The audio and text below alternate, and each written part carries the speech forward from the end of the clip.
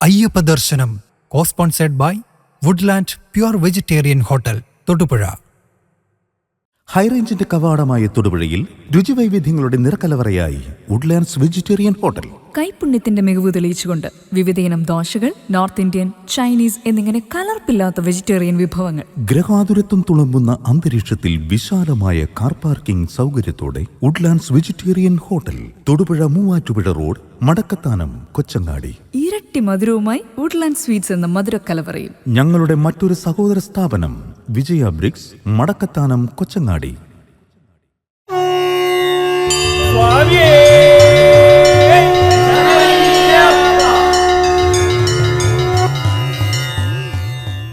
സ്വാമിയേ ശരണമയ്യപ്പ, സ്വാമിയേ ശരണമയ്യപ്പ, ഹരിഹരസുതനാനന്ദചിത്തനയ്യനയ്യപ്പ, സ്വാമിയേ ശരണമയ്യപ്പ, ശരണമയ്യപ്പ, ശരണമയ്യപ്പ.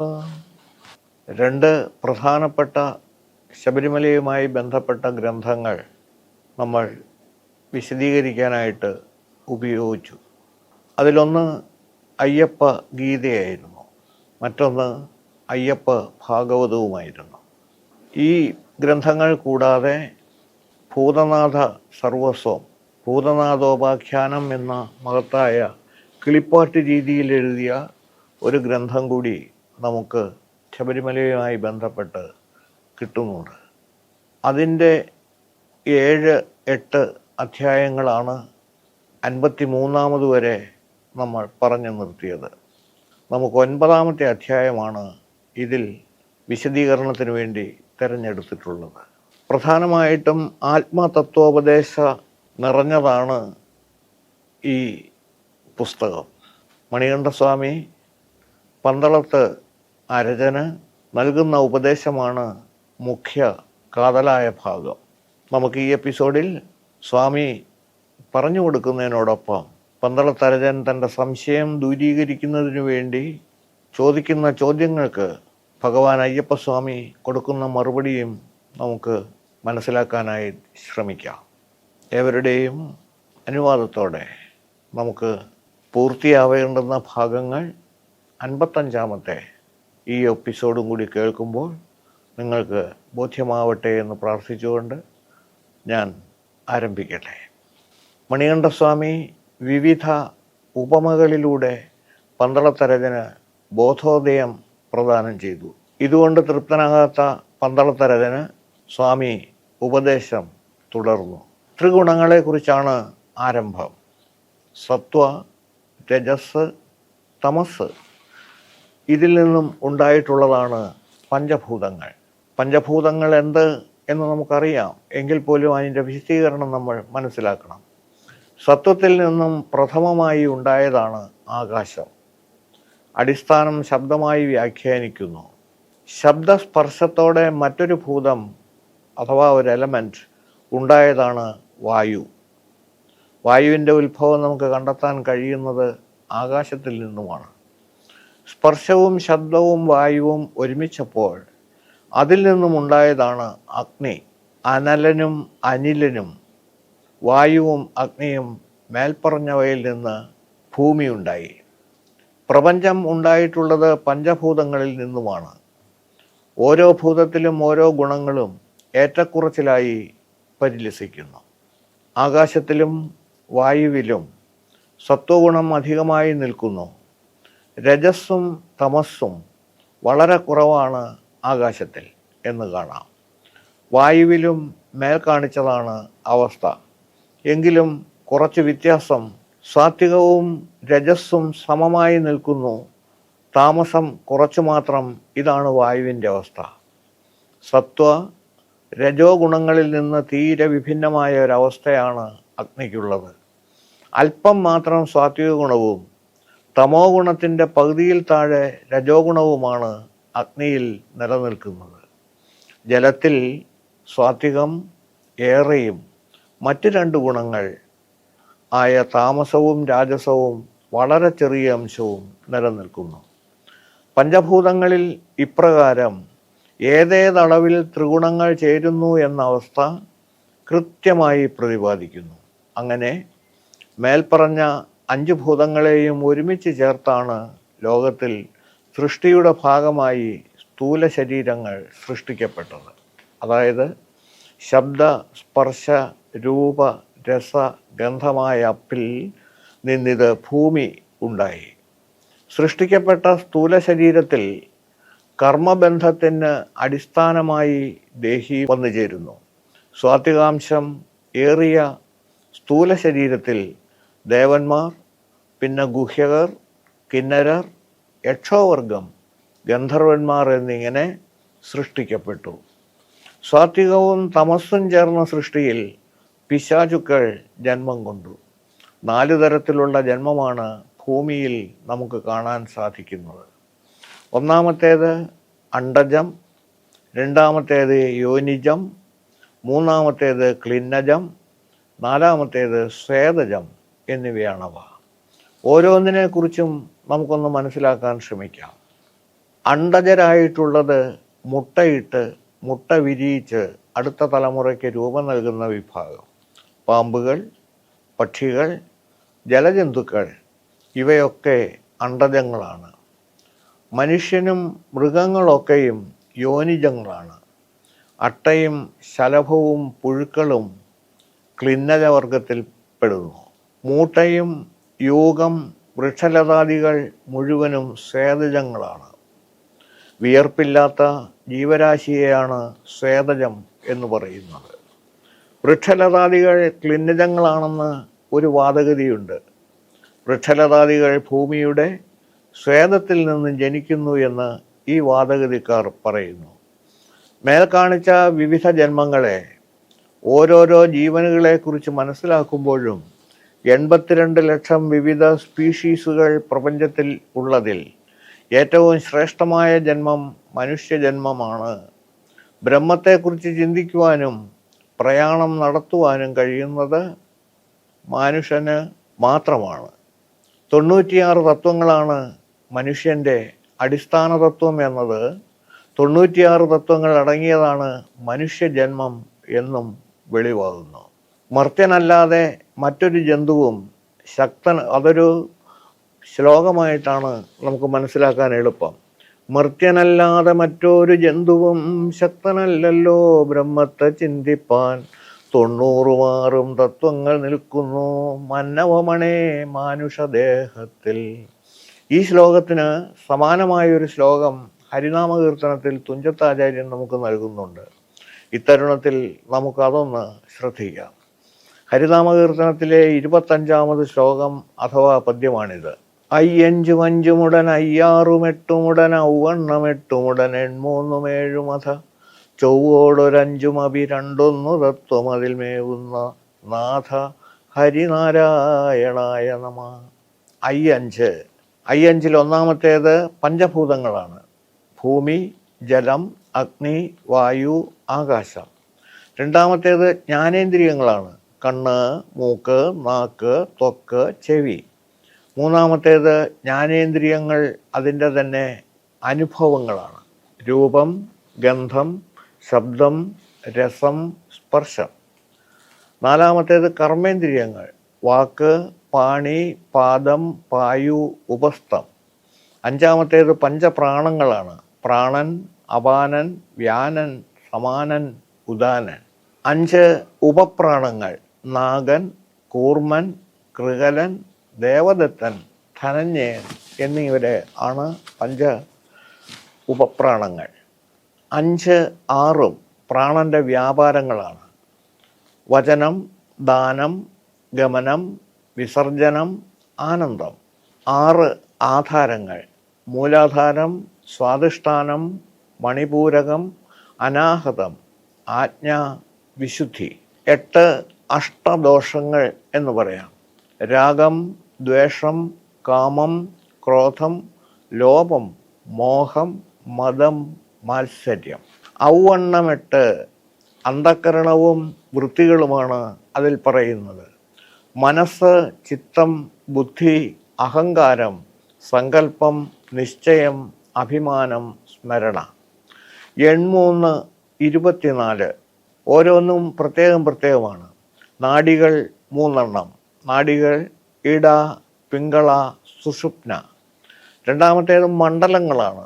സൂര്യൻ, ചന്ദ്രൻ, വന്നി. മൂന്നാമത്തേത് ഏഷണങ്ങളാണ്. പുത്രേഷണം, ദാരേഷണം, വിത്തേഷണം. നാലാമത്തേത് ദോഷങ്ങളാണ്. വാതം, പിത്തം, കഫം. അഞ്ചാമത്തേത് ഗുണങ്ങളാണ്. സത്വം, രജസ്, തമസ്.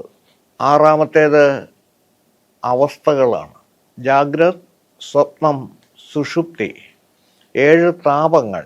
ആധ്യാത്മികം, ആദിഭൗതികം, ആദിദൈവികം. 8 ശരീരങ്ങൾ. സ്ഥൂലം, സൂക്ഷ്മം, കാരണം.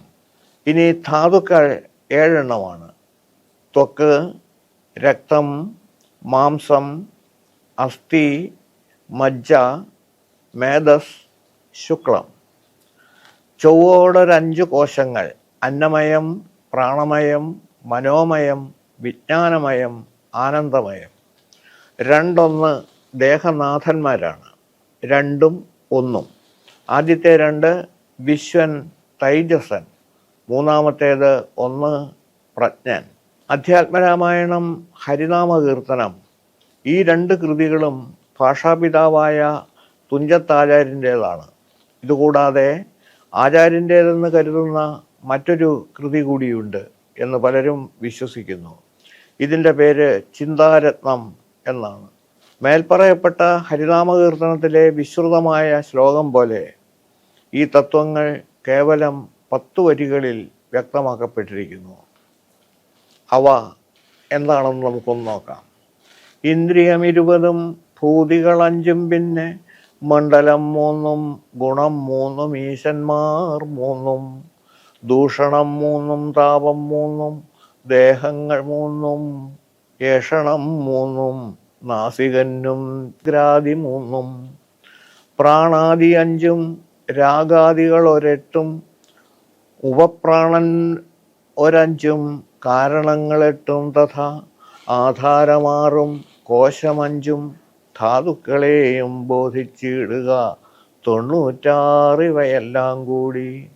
ഈ 96 തത്വങ്ങളെ ശരിയായി അറിഞ്ഞാൽ ജീവാത്മാവിനെ തിരിച്ചറിയാം വഴി പോലെ എന്ന് ചിന്താരത്നം കൂട്ടിച്ചേർക്കുന്നു. ഇന്ദ്രിയം 20, പഞ്ചഭൂതങ്ങൾ 5, ജ്ഞാനേന്ദ്രിയങ്ങൾ 5, ജ്ഞാനേന്ദ്രിയ വിഷയങ്ങൾ 5, കർമ്മേന്ദ്രിയങ്ങൾ 5, 4 20. ഭൂതികൾ 5, പഞ്ചപ്രാണങ്ങൾ. പഞ്ചപ്രാണങ്ങൾ എന്ന് പറഞ്ഞു കഴിഞ്ഞാൽ പ്രാണൻ, അപാനൻ, വ്യാനൻ, സമാനൻ, ഉദാനൻ എന്ന് തുടങ്ങിയിട്ടുള്ള പഞ്ചപ്രാണങ്ങൾ.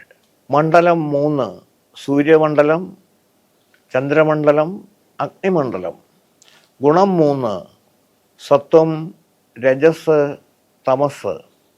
ഈശന്മാർ 3, ദൂഷണം 3, വാതം, പിത്തം, കഫം. താപം 3, ആധ്യാത്മികം, ആദിദൈവികം, ആദിഭൗതികം. ദേഹങ്ങൾ 3, സ്ഥൂലം, സൂക്ഷ്മം, കാരണം. ഏഷണം 3, പുത്രേഷണം, ദാരേഷണം, വിത്തേഷണം. നാഡി 3, ഇട, പിങ്കള, സുഷുപ്ന. ജാഗ്രദ്യാദി 3, ജാഗ്രത്, സ്വപ്നം, സുഷുപ്തി. പ്രാണാദി 5, പ്രാണൻ, അപാനൻ, സമാനൻ, ഉദാനൻ, വ്യാനൻ. രാഗാദികൾ 8, രാഗ, ദ്വേഷ, കാമ, ക്രോധ, ലോഭ, മോഹ, മത, മാത്സര്യം. ഉപപ്രാണന്മാർ 5, നാഗൻ, കൂർമൻ, കൃകലൻ, ദേവദത്തൻ, ധനഞ്ജയൻ. കാരണങ്ങൾ 8, മനസ്സ്, ചിത്തം, ബുദ്ധി, അന്ധകരണം. അതേപോലെ തന്നെ കാരണങ്ങൾ 8, അത് അന്ധകരണവും വൃത്തികളുമാണ്. മനസ്സ്, ചിത്തം, ബുദ്ധി, അഹങ്കാരം, സങ്കല്പം, നിശ്ചയം, അഭിമാനം, സ്മരണം. ആധാരം 6, ഷഡാധാരചക്രം, അതാണ് ആധാരം 6. മൂലാധാരം, സ്വാധിഷ്ഠാനം, മണിപൂരകം, അനാഹതം, ആജ്ഞ, വിശുദ്ധി. കോശം 5, അന്നമയകോശം, പ്രാണമയകോശം, മനോമയ കോശം, വിജ്ഞാനമയകോശം, ആനന്ദമയകോശം. ധാതുക്കൾ 7, ത്വക്ക്, രക്തം, മാംസം, അസ്ഥി, മജ്ജ, മേധസ്, ശുക്ലം ഇവയാണ് 96 തത്വങ്ങൾ. മേൽപ്പറഞ്ഞ 96 തത്വങ്ങളിൽ സ്വാത്വികാംശം കൂടുതലുള്ളതിനാൽ മനസ്സാണ് ഏറ്റവും ശുദ്ധമായി നിൽക്കുന്നത്. കർമ്മബന്ധത്തിൽ നിന്ന് മോചനം നേടി പരമാത്മപദത്തിലേക്ക് പ്രയാണം ചെയ്യണമെങ്കിൽ അതിനുള്ള ഏകമാർഗം മനോനിയന്ത്രണം മാത്രമാണ്. പക്ഷേ മനസ്സിനെ ബുദ്ധി എന്ന വികാരം കീഴടക്കുന്ന സാഹചര്യമുണ്ടായാൽ മനസ്സിനെ നിയന്ത്രണരഹിതമായ മാർഗങ്ങളിലൂടെ നാശത്തിൻ്റെ പടുഗർത്തത്തിൽ വീഴ്ത്തുന്നു. വിവേകത്തോടെ മനസ്സിന് കീഴിലായാൽ മാത്രമേ ബുദ്ധിയെ നിർത്താവൂ, അല്ലെങ്കിൽ അപകടത്തിലാവും എന്ന് വ്യക്തം. മനോനിയന്ത്രണത്തിൽ നിന്നും ബുദ്ധി വിടുതലാവുകയും ബുദ്ധിയുടെ നിയന്ത്രണത്തിലേക്ക് മനസ്സ് വ്യാപൃതമാവുകയും ചെയ്താൽ ബുദ്ധിയിൽ അന്തർലീനമായി നിൽക്കുന്ന വികാരങ്ങൾ അത്രയും പൂർവവാസനയാണ് എന്ന് മനസ്സിലാക്കണം. പാലിൽ ചേരുന്നതും വേർതിരിക്കാൻ ഏറെ ബുദ്ധിമുട്ടുള്ളതുമാണ് ജലം. തമ്മിൽ പൂരകങ്ങളാണ് പാലും വെള്ളവും. ചെയ്യാൻ സാധിക്കുന്നത് ഒന്നു മാത്രം. വെള്ളം ചേർന്ന പാൽ തീയിൽ വെച്ച് വറ്റിച്ചാൽ പാലിലെ വെള്ളം ആവിയായി മാറ്റാം. ശുദ്ധമായ പാൽ തിരിച്ചെടുക്കാം. പാൽ മനസ്സായും വെള്ളം ബുദ്ധിയായും കരുതുക. പാലിലെ വെള്ളം വേർതിരിക്കാൻ മറ്റേതെങ്കിലും ഔഷധം ഉപയോഗിച്ചാൽ പാലും വെള്ളവും ചീത്തയാകും, ഔഷധവും വൃഥാവിലുമാകും. ഗുരുവാക്യമാകുന്ന ഇന്ധനം ശാസ്ത്രമാകുന്ന തീയിൽ ജ്വലിപ്പിക്കാൻ തയ്യാറാവുമ്പോൾ പാലിലെ വെള്ളം എപ്രകാരം തീയിൽ വറ്റുന്നുവോ അപ്രകാരം ബുദ്ധിയുടെ പിടിയിൽ നിന്ന് മനസ്സ് മോചിതമാകുന്നതും ബുദ്ധി എത്തിച്ചേരുന്നതും മനോനിയന്ത്രണത്തിലേക്ക് ബുദ്ധി എത്തിച്ചേരുന്നതും അനുഭവവേദ്യമാകും. ഗുരുവില്ലാതെ സ്വയം ഈ പ്രക്രിയയ്ക്ക് തുനിഞ്ഞാൽ അബദ്ധത്തിലാവും എന്ന് മാത്രമല്ല, ജാരഗർഭിണിക്ക് സമാനമായ അവസ്ഥ പ്രാപ്തമാവുകയും ചെയ്യും. ഇത്രയും മനസ്സിലാക്കിയ പന്തളാധിപൻ വീണ്ടും ചോദിച്ചു, സൽ ഗുരുനാഥൻ്റെ ലക്ഷണവും ഭവാങ്കൽ ഭക്തി ഉണ്ടാവാനും ഇനി എന്താണ് ചെയ്യേണ്ടത്? മണികണ്ഠസ്വാമി പറഞ്ഞു, നല്ല ഗുരു എന്ന് പറഞ്ഞാൽ സമ്പത്തിൽ ഒട്ടും ആശയില്ലാത്തയാളായിരിക്കും എന്ന കാര്യത്തിൽ സംശയം വേണ്ട. വിത്തത്തിലാശ ചിത്തത്തിലില്ലാതെ എത്രയും പ്രിയം ശിഷ്യരിൽ ചേർന്നിടും തത്വവേദിയായുള്ളോ ഉള്ളവനാകുന്നു സൽഗുരുവരൻ എന്നറിഞ്ഞിടുക. ധനമോഹം അശേഷമില്ലാതെ ഏറെ പ്രിയം ശിഷ്യരോടു ചേരുന്ന ഗുരു തത്വവേദി ആയിരിക്കും. അപ്രകാരമുള്ള വ്യക്തി സൽഗുണസമ്പന്നനായ സൽഗുരുവരനാണ്. മനസ്സിലാക്കുക. ഘോരമായ സംസാര പാരാവാരത്തെ തരണം ചെയ്യുവാൻ എന്നോട് പ്രാർത്ഥിക്കുന്നവൻ ആരാണോ അവന് ഞാൻ യഥാക്രമം അവൻ്റെ ആഗ്രഹം സാധിച്ച് അനുഗ്രഹിക്കും. ഭഗവാൻ പറഞ്ഞു നിർത്തി. അഷ്ടരാഗങ്ങളെ 8 ശത്രുക്കളെ തട്ടി നീക്കി എങ്ങനെ നേർവഴി ഗമിക്കാമെന്ന് വ്യക്തമാക്കിയത് ഒരു ശാസ്ത്രമാണ്. ആധ്യാത്മിക ശാസ്ത്രം ആണത്. ഭഗവാൻ വ്യക്തമാക്കി, ശിഷ്യരുടെ സമ്പത്ത് പിടുങ്ങുന്ന ഗുരുവരന്മാരുടെ എണ്ണം വർദ്ധിക്കും. ശിഷ്യരുടെ ബ്രഹ്മവിദ്യാർജനാഭിവാഞ്ച മനസ്സിലാക്കി വിദ്യാദാനം നൽകുവാനുള്ള ഗുരുക്കന്മാരുടെ എണ്ണം തുലവും വിരളമായിരിക്കും. ഭഗവാൻ പറഞ്ഞു, നിഷ്കാമഭക്തിയോടെ യാതൊരുവനാണോ എന്നിൽ അർപ്പിതമായ മനസ്സോടെ സ്മരിക്കുന്നത് അവരുടെ മനസ്സിൽ ഞാൻ ഗുരുവായും ഈശ്വരനായും വർത്തിക്കും. അപ്പോഴവർ നിർഗുണരായിത്തീരും. അവർ ഈ ജന്മത്തോടുകൂടി മോക്ഷപദത്തിൽ എത്തിച്ചേരും. അജ്ഞതയുടെ അന്ധകാരത്തിൽ നിന്നും ജ്ഞാനത്തിൻ്റെ പ്രകാശം ഈ ഗുരുപദേശം ശ്രവിച്ചിരുന്ന പന്തളത്തരചൻ ഉൾപ്പെടെയുള്ളവർക്ക് അനുഭവവേദ്യമായി. അല്ലയോ ഭഗവാനെ, കർമ്മങ്ങൾ എത്ര വിധത്തിലാണെന്നുള്ളതും കർമ്മ വിമോചനത്തിനുള്ള മാർഗങ്ങളും ദയവായി അവിടുന്ന് പറഞ്ഞു തന്നാലും എന്ന് ആവശ്യപ്പെട്ടു. മുഖ്യമായിട്ടുള്ള കർമ്മങ്ങൾ 2 വിധത്തിലാണ് ഉള്ളത്. ഒന്നാമത്തേത് സഞ്ചിതം, രണ്ടാമത്തേത് പ്രാരാബ്ധം എന്നുമാണ് അറിയപ്പെടുക. പ്രാരാബ്ധകർമ്മം അനുഭവിക്കാതെ മനുഷ്യജന്മം പൂർത്തിയാവുകയില്ല. എന്നാൽ മനസ്സ് ബ്രഹ്മത്തിൽ സമർപ്പിക്കാൻ സാധിച്ചാൽ പ്രാരാബ്ധകർമ്മം ഭസ്മമായി പോവുകയും ചെയ്യും. ഈ ലോകത്തിൽ ജനിച്ച ഏതൊരു വ്യക്തിക്കും സ്ഥൂലം, സൂക്ഷ്മം, കാരണം എന്നീ 3 ശരീരങ്ങൾ ഉള്ളതായി അധ്യാത്മശാസ്ത്രം ഉദ്ഘോഷിക്കുന്നു. ബാഹ്യനേത്രങ്ങൾക്ക് ഗോചരീഭവിക്കുന്നത് സ്ഥൂല ശരീരം, സൂക്ഷ്മ ശരീരമാണ് രണ്ടാമത്തേത്. നാം ഉറക്കത്തിൽ സ്വപ്നം കാണുന്നു. ഈ സ്വപ്നത്തിലെ കാഴ്ചകൾ യാഥാർത്ഥ്യമല്ല. അത് യാഥാർത്ഥ്യമാണെന്നുള്ള ധാരണയാണ് അപ്പോൾ നമ്മുടെ മനസ്സിലുള്ളത്. ഇതിന് കാരണമായി തീരുന്നത് സൂക്ഷ്മ ശരീരമാണ്. പിന്നീടുള്ളത് കാരണ ശരീരമാണ്. പ്രാരാബ്ധ കർമ്മനാശത്തിൽ സ്ഥൂലദേഹത്തിന് മാത്രമേ നാശം സംഭവിക്കുന്നുള്ളൂ. സൂക്ഷ്മ കാരണ ശരീരങ്ങൾക്ക് നാശം സംഭവിക്കുന്നില്ല. ഇക്കാരണത്താൽ വീണ്ടും ജന്മം സംഭവിക്കുന്നു. പുണ്യകർമ്മങ്ങളോ പാപകർമ്മങ്ങളോ ഏതിനും മുൻതൂക്കം എന്നതിൽ പുണ്യലോകത്തിലോ പാപലോകത്തിലോ ചെന്ന് ചേരുന്നു. സഞ്ചിതമായ കർമ്മഫലം തീരുന്നതോടെ മഴയായി ജലമായി ചന്ദ്രലോകത്തു നിന്നും ഭൂമിയിൽ പതിക്കുകയും ധാന്യങ്ങളിൽ എത്തിച്ചേർന്ന് അത് ഭക്ഷിക്കുന്നവരുടെ തനുവിൽ എത്തിച്ചേരുകയും ചെയ്യും. രക്തശുക്ലങ്ങളായി ഭൂമിയിൽ വീണ്ടും ജന്മമെടുക്കുന്നു ഈ ആത്മാക്കൾ. ഈ ജന്മങ്ങളുടെ എല്ലാം അടിസ്ഥാനം കർമ്മങ്ങളാണെന്ന് ബോധ്യപ്പെടണം.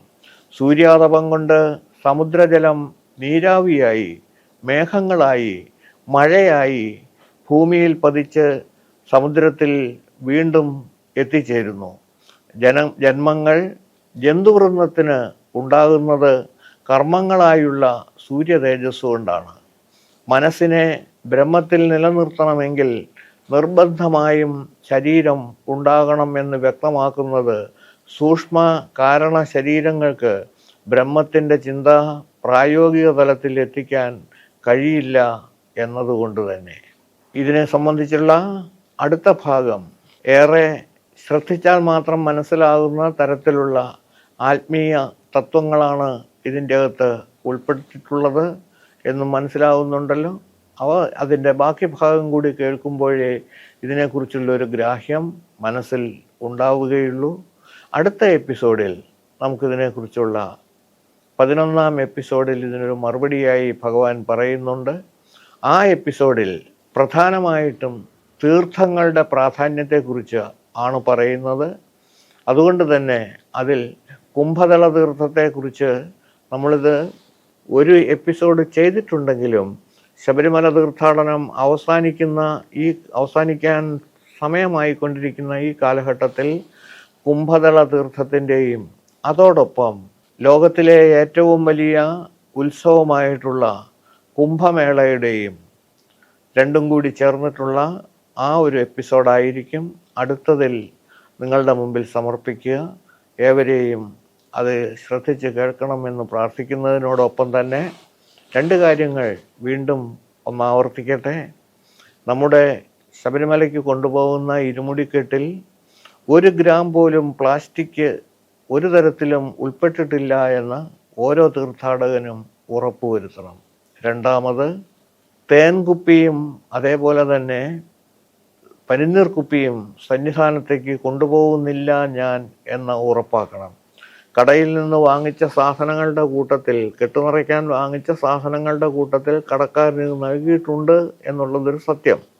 ആ സാധനം നമുക്ക് 2 തരത്തിൽ കെട്ടുനിറയിൽ തന്നെ ഉപയോഗിക്കാം. ഒന്നാമത്തേത് തേനാണ്. അത് ത്രിമധുരം ഉണ്ടാക്കുന്ന പഴം ചെറുതായി അരിഞ്ഞ് തയ്യാറാക്കുന്ന ത്രിമധുരത്തിൽ ചേർക്കുമ്പോൾ ആ കുപ്പി കാലിയായി മാറ്റാം. രണ്ടാമത്തേത് നമ്മുടെ പനിനീരാണ്. ആ പനിനീര് കളഭം കലക്കുന്നതിന് ഉപയോഗിച്ചാൽ അത് രണ്ടും നമുക്ക് മാറ്റിക്കളയാം. പിന്നെ പ്രധാനമായിട്ട് ചിന്തിക്കാനുള്ളത്, നമ്മുടെ കയ്യിൽ ഒരു സ്റ്റീൽ പ്ലേറ്റും അതോടൊപ്പം തന്നെ ഒരു സ്റ്റീൽ ഗ്ലാസും കയ്യിൽ കരുതണം. മറ്റൊന്നിനും വേണ്ടിയല്ല, മറ്റാരുടെയും സഹായമില്ലാതെ ഇത് തീർക്കാൻ, ഈ ഭക്ഷണം കഴിക്കാൻ നമുക്ക് സാധിക്കും എന്നുള്ളതിന് വേണ്ടിയിട്ടാണ് ഇത് കയ്യിൽ കരുതണം. മറക്കാതെ ഈ 2 സാധനങ്ങളും പൂർണ്ണമായിട്ടും കയ്യിൽ കരുതണമെന്ന് പ്രാർത്ഥിച്ചുകൊണ്ട് അടുത്ത എപ്പിസോഡ് നമുക്ക് നാളെ സമർപ്പിക്കാം. ഏവർക്കും നന്ദി, നമസ്കാരം. സ്വാമിയേ ശരണമയ്യപ്പ, സ്വാമിയേ ശരണമയ്യപ്പ, സ്വാമിയേ ശരണമയ്യപ്പ.